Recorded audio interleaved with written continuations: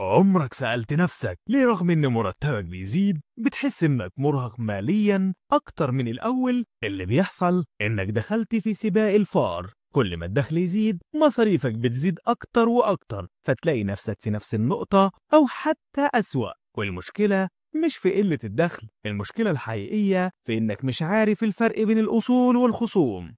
يعني مثلًا في ناس بتفتكر إن البيت أصل، لكن الحقيقة إنه خصم لأنه بيسحب فلوس من جيبك بدل ما يضيف له، والحل مش إنك ما تشتريش بيت، الحل إنك تشتري الأول أصل يولد دخل يغطي تمن البيت ده، والخلاصة الثري بيركز على بناء أصول، والفقير عنده نفقات وبس، وأصحاب الطبقة المتوسطة بيشتروا خصوم ويفتكروها أصول. شايف المفارقة يا صديقي؟